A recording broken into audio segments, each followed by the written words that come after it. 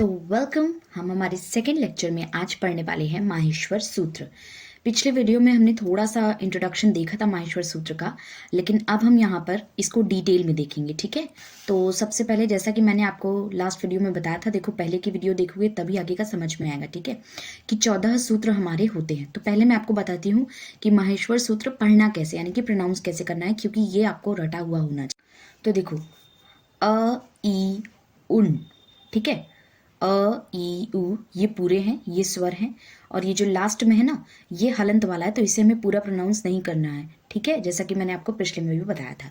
तो अ ई उन, रुल रुक, ए ओंग, आए आउच, ह य व रट, लन, इय मंगड़नम। ठीक है, इय मंगड़नम। ठीक, देन झभय, ठीक है, ये भी हलंत है, झभय। फिर घ ढ धश, फिर ज ब ग ड दश। उसके बाद ख फ छ ठ थ च ट तव, व नहीं व, क्योंकि हलंत है।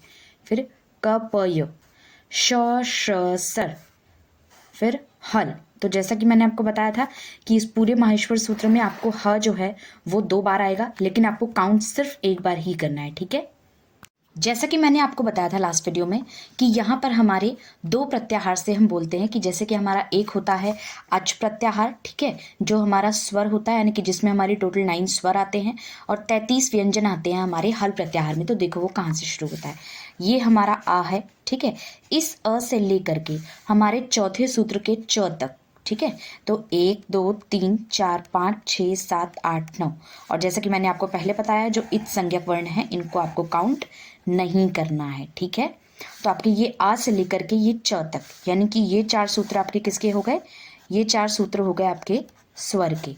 ठीक है, तो ये कितने हो गए टोटल 9। ठीक है, तो ये आपका प्रत्याहार कौन सा हो गया, ये क्वेश्चन आ सकता है एमसीक्यू में कि माहेश्वर सूत्र में जो स्वर होते हैं उन वो किस प्रत्याहार में आते हैं, तो वो अच प्रत्याहार में होते हैं। उसके बाद हम बात करें जो हमारा सेकंड जो प्रत्याहार है जो कि व्यंजन का बनता है, वो हमारा इस ह से शुरू होता है, समझो, और वो हमारे जाता है इस ल तक। ठीक है, तो इसमें टोटल कितने सूत्र आए, तो 10 सूत्र आएंगे। ठीक है, और यहाँ पर ह से लेकर के यहाँ पर लास्ट कौन सा है, ल, तो यहाँ तक हल प्रत्याहार से यानी कि व्यंजन बनते हैं। ठीक है, यहाँ से लेकर के ये आ जाएंगे आपके हल प्रत्याहार में। ठीक है, और इसमें आएंगे 33 व्यंजन। अब काउंट करेंगे, देखें तो ह य व र 4 5 6 7 8 9 10 11 12 13 14 15 16 17 18 19 20 21 22 23 24 25 26 27 28 29 30 31 32 33। ठीक है, इसको नहीं काउंट किया है क्योंकि मैंने पहले ही बताया कि यहाँ पर 2 बार ह आता है, लेकिन आपको सिर्फ पहले वाला काउंट करना है, ये वाला काउंट नहीं करना है। ठीक है, तो अब देखो माहेश्वर सूत्र पर जितने भी सारे क्वेश्चंस बनते हैं, ठीक है, I will send you the PDF या फिर फोटोज मैं आपको भेज दूंगी टेलीग्राम ग्रुप पर, उसे ज्वाइन कर लो जिसने नहीं किया है तो। वैसे इससे एमसीक्यू ही आते हैं और बहुत सिंपल सिंपल, और इसके पहले के वीडियोस जिसने देखे होंगे तो उसमें भी मैंने जो 3-4 इंपॉर्टेंट क्वेश्चंस हैं माहेश्वर सूत्र के वो आपको बता दिया। तो यहाँ पर अपना माहेश्वर सूत्र जो है वो खत्म होता है। अब हम बात करेंगे उच्चारण स्थान की। देखो सबसे पहले उच्चारण स्थान का मतलब क्या होता है, उच्चारण स्थान का सिंपली मतलब ये है कि जो भी वर्ण या जो भी लेटर जो आप प्रोनाउंस कर रहे हैं वो आपके मुख के यानी आपके मुंह के किस पार्ट से प्रोनाउंस हो रहा है बेसिकली। ठीक है, वो ही होता है उच्चारण स्थान। तो अभी जब आप उसको आगे समझेंगे तो आपको पता चल जाएगा। ठीक है, तो उसके लिए आपको ये पूरा जो है ये रटा हुआ होना चाहिए। ठीक है, अकुह विसर्जनीयानाम कंठः, अकुह विसर्जनीयानाम कंठः, इचुय शानाम तालु, इचु य शानाम तालु, ऋतुर शानाम मूर्धा, ऋतुल सानाम दंताः, ऋतुल सानाम दंताः, उपु पद्मानीयानाम ओष्ठौ, ए दैतो कंठ तालुः, ए दैतो कंठ तालुः, ओ दौतो कंठोष्ठम, जिह्वामूल्यस्य जिह्वामूलम, वकारस्य दंतोष्ठम, इयमंगड़ना नाम नासिका च। अब देखो सबसे पहले आपको समझना पड़ेगा इसमें अकुह विसर्जन या नाम इन सब का मतलब क्या है। ठीक है, तो आपको अलग अलग करके देखना है। सबसे पहले अ, ठीक है, तो अ मतलब आकार, यानी कि अ जो वर्ण है ये आपका कंठ से, अब खुद बोल करके देखो, अ प्रोनाउंस करके देखो, तुमको लगेगा कि अ बोलते हुए या गले में तुम्हें फील होगा कि किस पार्ट पर प्रेशर पड़ रहा है, ठीक है। देन यू विल फील कि अ बोलते समय आपका जो प्रेशर है या फिर जो अ का जो प्रोनाउंसिएशन है वो आपके कंठ यानी कि आपके गले से आ रहा है, ठीक है। और उसके बाद कु यानी कि क वर्ग या फिर कु वर्ग, जो हमने पिछले वीडियो में वर्ग पढ़ा था, यानी कि उस क वर्ग के जितने भी वर्ण होंगे, कौन कौन से, क ख ग घ अंगा, ये 5, ठीक है। इन पांचों का प्रोनाउंसिएशन आपका कंठ से होगा, ठीक है। फिर ह यानी कि ह का प्रोनाउंसिएशन भी यानी कि कंठ से है, इसका मतलब ह का जो उच्चारण स्थान है वो भी क्या है, कंठ है, ठीक है। विसर्जनीय नाम, यहाँ पर विसर्जनीय नाम का मतलब कि विसर्ग, ठीक है। विसर्ग मतलब ये जो हम लोग ये जो 2 डॉट लगाते हैं ना, इसको हम लोग विसर्ग बोलते हैं, पिछले वीडियो में मैंने बताया था। तो इसका भी जो उच्चारण स्थान है वो कंठ है, यानी कि इसका जो प्रोनाउंसिएशन होता है वो कंठ यानी कि हमारे गले से आता है। तो इस पूरे ये जो इतने श्लोक आपको दिख रहे हैं, इनका मतलब यही है। इसमें जो भी दिए हुए हैं ना, इनको अलग-अलग कर के देखो, जैसे कि अभी सेकंड वाला देखते हैं। इचु या शानाम तालु यानी कि ई यानी ई वर्ण, फिर चू यानी कि चू वर्ग या फिर च वर्ग, जिसमें हमारे च, छ, ज, झ, य ये 5 वर्ण, और य और शा नाम, ठीक है। श, य और श, इन सबका जो उच्चारण स्थान है यानी इनके प्रोनाउंसिएशन में जो मेन जो आपका जो पार्ट जो इन्वॉल्व्ड है वो क्या है, तालु, ठीक है। तो इस तरह से ये जो आपके सारे आगे वर्ण दिए गए हैं और लास्ट में जो दिया गया है वो उच्चारण स्थान बताया गया है, जैसे कि ऋटुर शानाम मूर्धा यानी कि ऋ ऋषि वाला र, टू यानी कि ट वर्ग, ठीक है। उसके बाद र और ये षटकोण वाला श, इन सब का जो प्रोनाउंसिएशन का जो स्थान है या फिर जो उच्चारण स्थान है वो क्या है, मूर्धा, ठीक है। उसके बाद ऋतुल सानाम दंताहा, ठीक है, यानी कि र, तू वर्ग, ल और स, इनका उच्चारण स्थान क्या है, यानी कि इनका प्रोनाउंसिएशन स्पेसिफिकली कहाँ से होता है, दंत यानी कि दांत से होता है, ठीक है। तो अब आई थिंक इस श्लोक का मतलब आपको समझ में आ गया होगा, ठीक है।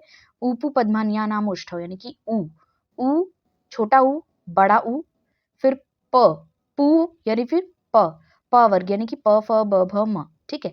और उपदमानीय, अब उपदमानीय में कौन से आते हैं, तो आपको याद रखना है कि उपदमानीय में 2 आते हैं, प और फ, ठीक है। इनका उच्चारण स्थान क्या है, ओष्ठ है, ठीक है। उसके बाद ए दैतो कंठ तालु, ए यानी कि ए से एड़ी वाला जो ए होता है, जिसे हम छोटा ए भी बोलते हैं, ठीक है। और ऐ, इनका उच्चारण स्थान क्या है, कंठ और तालु दोनों है, ठीक है। उसी तरह से ओ और औ, ओ तो कंठोष्ठम, ओ और औ दोनों का क्या है, ओष्ठ है, ठीक है, कंठ और ओष्ठ है। फिर जिह्वा मूल्य, अब जिह्वा मूल्य क्या है वो भी हम बाद में देखेंगे, जिह्वा मूल्य से जिह्वा मूलम, जिसमें आपके का और ख आते हैं, तो ये जिह्वा मूल है। और वकारस्य दंतोष्ठम, अब इसको ज्यादा डिटेल में जाने की जरूरत नहीं है, बस इतना ऐसे श्लोक सिर्फ तुमको याद होने चाहिए, ठीक है। और ये मंगणना नाम नासिका, ठीक है, मतलब इय मंगणना नाम, इय म अंग ण, इन सब का जो है ना वो क्या क्या है, नासिका, ठीक है। अब अनुस्वार अनुनासिक क्या होता है वो भी हम आगे देखेंगे, ठीक है। तो ये हो गया हमारा उच्चारण स्थान। तो अभी सिंपली आपको समझ में आ गया होगा कि उच्चारण स्थान का क्या मतलब होता है। तो इससे भी सिंपली क्वेश्चन आपके यही आते हैं, फॉर एग्जाम्पल उन्होंने दे दिया कि च वर्ग के वर्णों का उच्चारण स्थान क्या है, तो अब उसमें वो आपको 4 ऑप्शन दे देंगे, कंठ, तालु, मूर्धा और दंत।